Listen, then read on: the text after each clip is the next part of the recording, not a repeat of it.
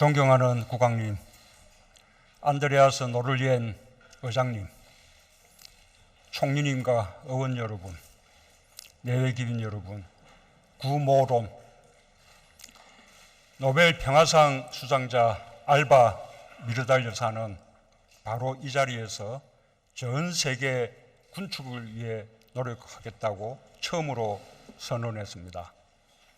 한국의 김대중 대통령도 노벨 평화상 수상 직후 바로 이 자리에서 한반도 평화 비전을 재차 천명했습니다. 그로부터 19년이 흘렀는데 한반도 평화에 얼마나 진전이 있었는지 되돌아보게 됩니다. 유서 깊은 스웨덴 의사당에서 연설하게 되어 영광입니다. 따뜻하게 반겨주시고 연설의 기회를 주신 스웨덴 국민과 국왕 네 분, 의원님들께 진심으로 감사드립니다. 스웨덴은 대한민국의 오랜 친구입니다. 한국 전쟁 때 야전 병원단을 파견해서 2만 5천 명의 유엔군과 포로를 치료하고 한국의 국립중앙의료원 설립을 도왔습니다. 민간 의료진들은 전쟁 후에도 부산에 남아 수교도 맺지 않은 나라의 국민을 치료하고 위로했습니다. 스웨덴은 한국인에게 오랫동안 이상적인 나라였습니다. 1968년 한국이 전쟁의 상처 속에서 민주주의를 꿈꾸던 시절, 한국의 시인 신동엽은 스웨덴을 묘사한 시를 썼습니다. 그 시의 일부를 읽어보겠습니다.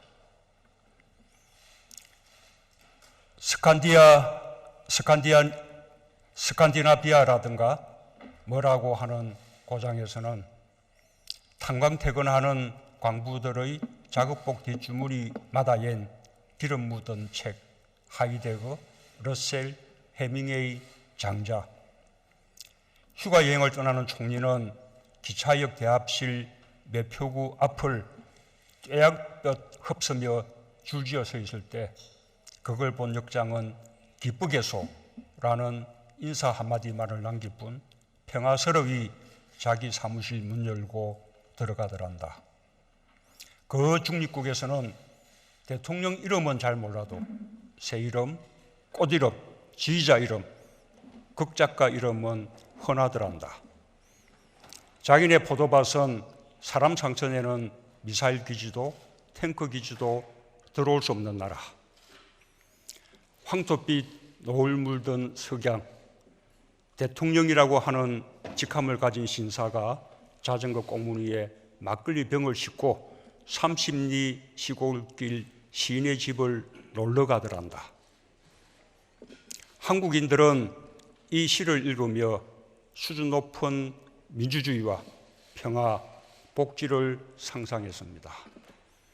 지금도 스웨덴은 한국인이 매우 사랑하는 나라입니다. 한국인들은 한반도 평화를 돕는 스웨덴의 역할을 매우 고맙게 여기고 신뢰합니다. 스웨덴은 서울과 평양, 판문점 총 3개의 공식 대표부를 둔 세계에서 유일한 나라입니다. 북한 역시 스웨덴의 중립성과 공정함에 신뢰를 보여주고 있습니다. 이 자리를 빌려 지난 70년 동안 한반도 평화를 위해 변함없는 성의를 보내준 스웨덴 국민과 지도자들께 경의를 표하며 한국 국민의 뜨거운 우정의 인사를 전합니다. 의원 여러분, 내외 기빈 여러분, 스웨덴과 대한민국은 유라시아 대륙의 반대편에 위치한 지리적으로 아주 먼 나라이지만 서로 닮은 점이 많습니다. 대륙과 해양이 만나는 반도에 위치하여 역사적으로 많은 전쟁을 치렀고 주권을 지키기 위해 부단히 노력해야 했습니다. 스웨덴은 18세기부터 100년간 대기근으로, 한국은 20세기 식민지와 전쟁을 거치며 가난을 극복하기 위해 고군분투한 시기도 있었습니다.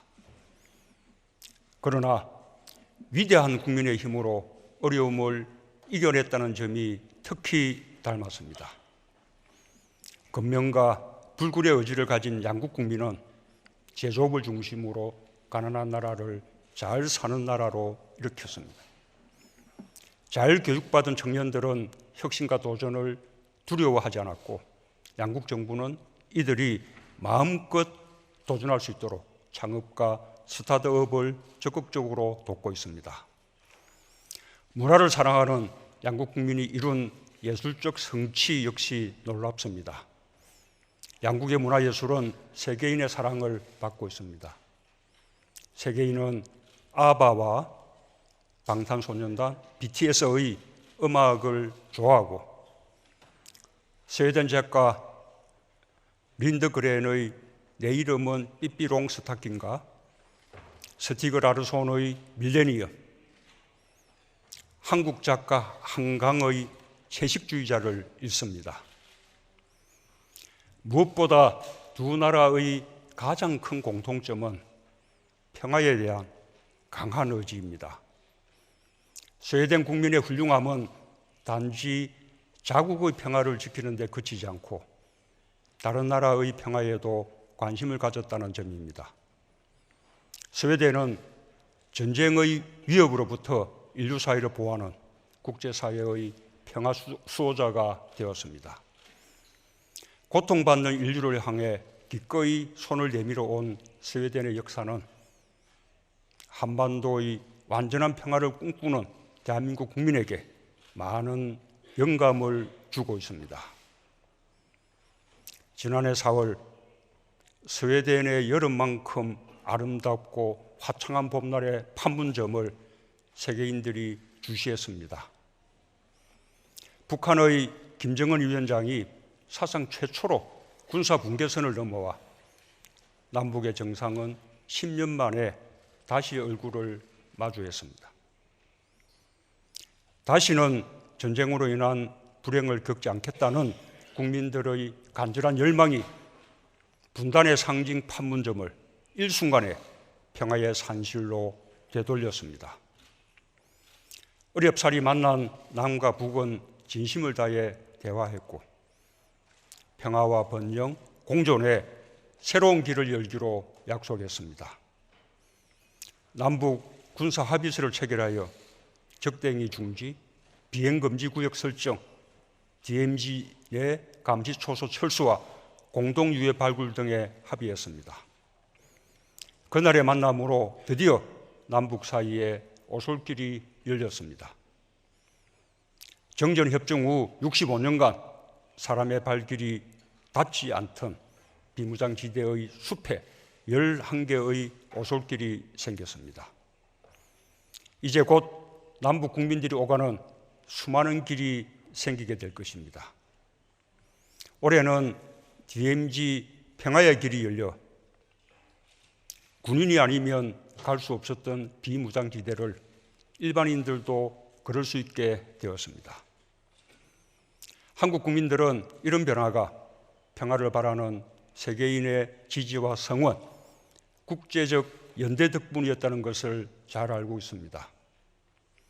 특히 한반도 평화를 만들 당사국들이 만나고 대화할 수 있는 기회를 마련해 준 스웨덴의 역할에 감사드립니다. 우리는 스웨덴 국민의 응원으로 한반도 평화에 대한 희망을 더욱 크게 키울 수 있었습니다. 2000년 남북 정상회담부터 역사적인 1, 2차 북미 정상회담까지 스웨덴이 했던 큰 역할을 결코 잊지 않을 것입니다. 의원 여러분, 내외 기빈 여러분, 스웨덴의 오늘을 만드는 힘은 신뢰라고 생각합니다. 스웨덴 국민은 서로를 신뢰하고 정부와 기업을 신뢰합니다. 1938년 역사적인 살트 세바덴 협약과 같이 노사가 합의를 거쳐 결정을 도출하고 결정이 내려지면 모두가 받아들이고 실행하는 지혜가 정착되어 있습니다. 스웨덴의 신들러라고 부르는 라울 발렌베리와 하얀 버스로 2차 세계대전 전쟁 포로를 구출한 폴케 베나도트의 활약은 개인이 어려움을 겪을 때 누군가가 나서서 도울 것이라는 믿음을 가져왔습니다. 스웨덴의 국민은 좋은 사회가 되려면 구성원 모두가 기여해야 한다는 것에 동의하고 실천하고 있습니다. 지구촌의 평화도 같다고 생각합니다. 지구촌의 평화를 위해서도 모든 나라의 기여가 필요합니다. 스웨덴은 개발 기술을 가지고 있었지만 핵무기 보유를 포기했습니다. 새로운 전쟁의 위협에 대한 대처 방안으로 핵으로 무장하기보다 평화적인 군축을 제시하고 실천한 것은 스웨덴다운 선택이었습니다. 스웨덴이 어느 국가보다 먼저 핵을 포기할 수 있었던 데는 인류가 새로운 미래를 만들 수 있다는 신뢰를 가졌기 때문입니다. 세계가 궁극적으로 평화를 통한 번영을 선택할 것이라는 신뢰였습니다. 핵 확산 방지 활동, 최고 수준의 공적 개발 원조 등을 통해 스웨덴은 자신의 신뢰를 실천하고 있습니다. 지금 세계는 스웨덴을 따라 서로에 대한 신뢰를 키우고 있습니다. 인류애와 평화에 앞장서고 있는 스웨덴 국민께 경의를 표합니다. 의원 여러분, 내외 기빈 여러분, 저는 스웨덴의 길을 믿습니다. 한반도 역시 신뢰를 통해 평화를 만들고 평화를 통해 신뢰를 더욱 단단하게 만들어야 합니다. 저는 오늘 이 자리에서 남과 북 간의 세 가지 신뢰를 제안합니다. 첫째, 남과 북 국민 간의 신뢰입니다. 평화롭게 잘 살고자 하는 것은 남북이 똑같습니다. 헤어져서 대립했던 70년의 세월을 하루아침에 이어부실 수 없는 것도 사실입니다. 차이가 크게 느껴질 때도 있고 답답할 때도 있을 것입니다. 그러나 남북은 단일 민족 국가로서 반만년에 이르는 공통의 역사가 있습니다. 대화의 창을 항상 열어두고 소통하기를 포기하지 않는다면 오해는 줄이고 이해는 넓힐 수 있습니다. 세 차례 남북 정상회담을 통한 대화는 이미 여러 변화를 만들어내고 있습니다. 군사 분계선에서의 적대 행위가 중단되었습니다. 남북의 도로와 철도가 연결되고 있습니다. 적병 지역의 등대에 다시 불을 밝혀 어민들이 안전하게 고기잡이에 나설 수 있게 되었습니다. 작지만 구체적인 평화, 평범한 평화가 이루어지고 있습니다.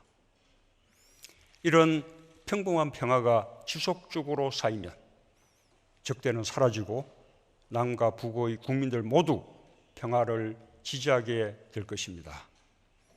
그것이 항구적이고 완전한 평화의 시작이 될 것입니다. 둘째, 대화에 대한 신뢰입니다. 세계는 남과 북이 평화롭게 공존하기를 원합니다. 어떤 나라도 남북 간의 전쟁을 원하지 않습니다. 한반도의 평화가 무너지면 동북아 전체의 평화와 안정이 무너지고 전 세계에 엄청난 재앙이 될 것입니다. 어떤 전쟁도 평화보다는 비싼 비용을 치르게 된다는 것이 역사를 통해 인류가 터득한 지혜입니다. 한반도의 평화를 지지하는 것은 남북은 물론 세계 전체의 이익이 되는 길입니다. 평화는 평화로운 방법으로만 실현될 수 있습니다. 그것이 대화입니다. 북한의 평화를 지켜주는 것도 핵무기가 아닌 대화입니다. 이는 한국으로서도 마찬가지입니다. 남북 간의 평화를 궁극적으로 지켜주는 것은 군사력이 아니라 대화입니다. 서로의 체제는 존중되어야 하고 보장받아야 합니다. 그것이 평화를 위한 첫 번째이며 변할 수 없는 전제입니다. 북한이 대화의 길을 걸어간다면 전 세계 어느 누구도 북한의 체제와 안전을 위협하지 않을 것입니다. 북한은 대화를 통한 문제 해결을 신뢰하고 대화 상대방을 신뢰해야 합니다. 신뢰는 상호적이어야 합니다. 그것이 대화의 전제입니다. 한국 국민들도 북한과의 대화를 신뢰해야 합니다. 대화를 불신하는 사람들이 평화를 더디게 만듭니다. 대화만이 평화에 이르는 길임을 남북한 모두 신뢰해야 할 것입니다. 셋째, 국제사회의 신뢰입니다. 반만년 역사에서 남북은 그 어떤 나라도 침략한 적이 없습니다. 서로를 향해 총부리를 겨눈 슬픈 역사를 가졌을 뿐입니다. 그러나 우발적인 충돌과 핵무장에 대한 세계인의 우려는 계속되고 있습니다. 국제사회의 제재를 풀기 위해서는 이 우려를 불식시켜야 합니다. 북한은 완전한 핵폐기와 평화체제 구축 의지를 국제사회에 실질적으로 보여줘야 합니다. 국제사회의 신뢰를 얻을 때까지 양자대화와 다자대화를 가리지 않고 국제사회와 대화를 계속해야 합니다. 다른 한편으로는 남북이 합의한 교류협력 사업의 이행을 통해 안으로부터의 평화를 만들어 증명해야 합니다. 국제사회는 북한이 진정으로 노력하면 이에 대해 즉각적으로 응답할 것입니다. 제재 해제는 물론이고 북한의 안전도 국제적으로 보장할 것입니다. 한국은 국제사회의 신뢰 회복을 위해 북한과 함께 변함없이 노력할 것입니다. 또한 남북 간의 합의를 통해 한국이 한 약속을 철저히 이행함으로써 한반도 평화에 대한 국제사회의 신뢰를 더욱 굳건하게 할 것입니다. 남북이 함께 국제사회의 신뢰를 회복하면 더 많은 가능성이 눈앞의 현실이 될 것입니다. 국제사회의 제재에서 벗어나 남북이 경제 공동체로 거듭나면 한반도는 동북아 평화를 촉진하고 아시아가 가진 잠재력을 실현하는 공간이 될 수 있습니다. 남북은 공동으로 번영할 수 있습니다. 한반도의 완전한 비핵화와 평화는 세계 핵 확산 방지와 군축의 굳건한 토대가 되고 국제적 군사적 분쟁을 해결하는 모범 사례로 자리 잡을 것입니다. 남과 북은 한반도의 평화를 넘어서서 세계 평화에 기여하게 될 것입니다. 존경하는 국왕님, 안드레아스 노를리엔 의장님, 총리님과 의원 여러분, 예배 기빈 여러분, 냉전 시대의 첫 열전이었던 한국 전쟁으로 남북뿐만 아니라 참전국의 장병들까지 수많은 목숨을 잃었습니다. 전쟁 개시 3년 만에 정전이 성립되었지만 비극의 전쟁은 끝나지 않았습니다. 종전이 아닌 정전이 지금까지 계속되고 있습니다. 휴전선을 사이에 두고 남북은 냉전에 갇혀 70여 년을 보내야만 했습니다. 평화와 공존을 위한 노력은 냉전 질서에 압도돼 번번이 좌절되었고 한반도의 겨울은 끝나지 않을 것 같았습니다. 그러나 우리는 여전히 평화를 사랑하고 있었습니다. 지난 평창 동계올림픽의 지독한 추위 속에서 한반도의 평화는 시작되었고 한반도의 봄은 다가오고 있습니다. 스웨덴 국민시인이자 노벨문학상 수상자인 트란스 투레메르의 시는 오늘의 우리를 격려하는 듯합니다. 겨울은 힘들었지만 이제 여름이 오고 땅은 우리가 똑바로 걷기를 원한다. 트란스 트레메르가 노래한 것처럼 한반도에 따뜻한 계절이 오고 있습니다. 우리는 국제사회의 신뢰를 저버리지 않기 위해 언제나 똑바로 한반도 평화를 향해 걸어갈 것입니다. 지난 70년간 함께 해주신 것처럼 스웨덴 국민들께서 함께 걸어주실 것이라고 기대합니다. 경청해 주셔서 감사합니다. 탁소 밑에